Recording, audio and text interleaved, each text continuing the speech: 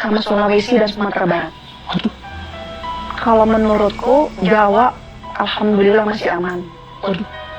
Itu yang hilang duluan tuh itu, Maksudnya hilang gimana? yang terkikis daratannya.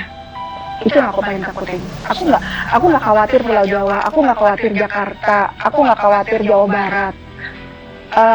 Masih ada penjagaan yang sangat kuat yang masalah megatrust itu.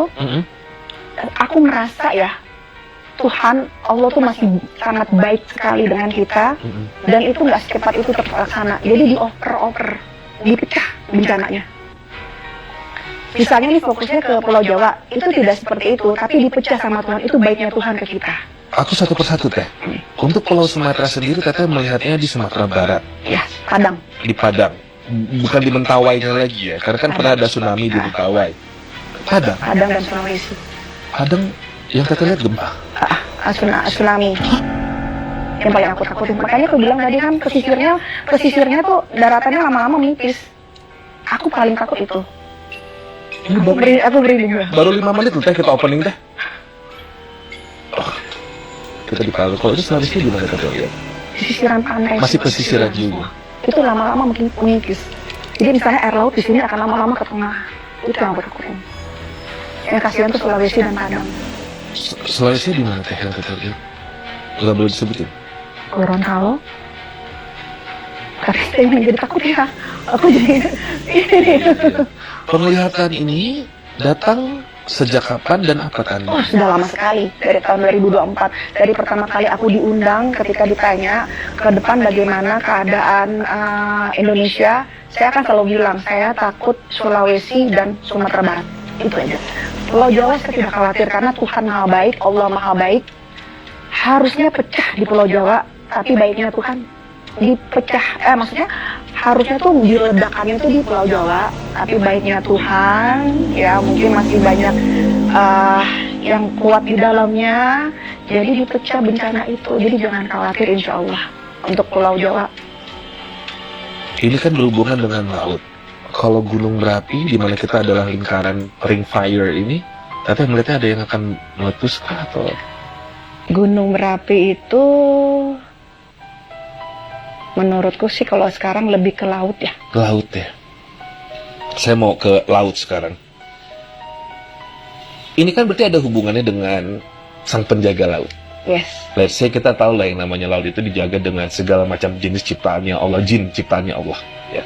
Dan kalau aku sebagai orang awam, aku percaya dengan Nyai Ratu, dan aku merasa Nyai Ratu adalah salah satu ciptaan Allah dalam wujud jin.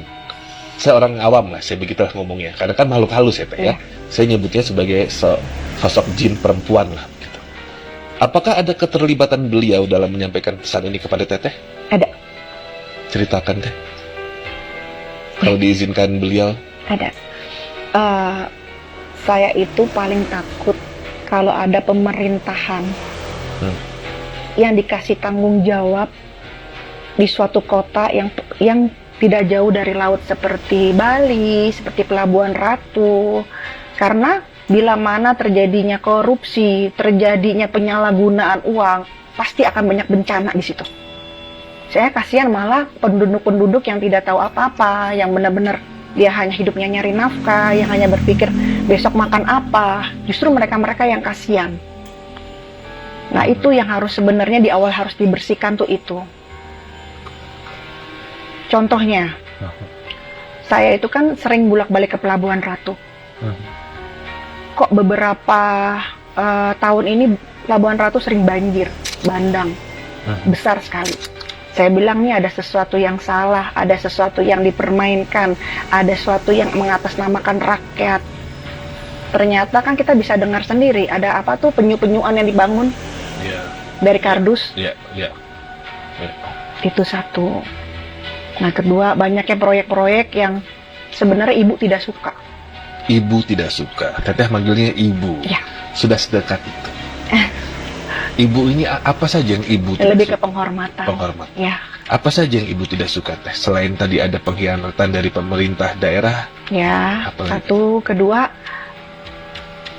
harus tetap menjaga tata krama, adab, etika. Jadi jangan pernah meninggalkan budaya.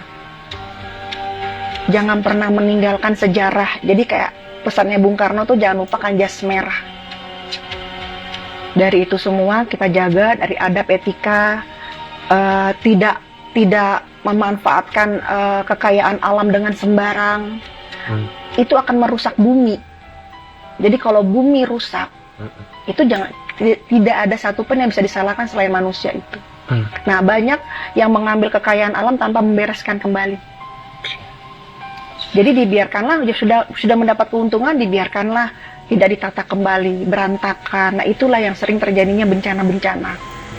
Sebenarnya bencana itu nggak perlu kita menanyakan kepada hal goib, atau kita menanyakan juga kepada Tuhan, menyalahkan. Kita introspeksi juga gitu loh. Kamu bongkar ya, kamu juga harus tata kembali. Dan itu sampai nggak kepada orang-orang di sekelilingnya. Ya. Itu masalahnya di situ. Teh, Ibu kalau menyampaikan pesan ke Teteh melalui apa? Mimpi, bisikan, kehadiran? Semua. Ceritain Teh.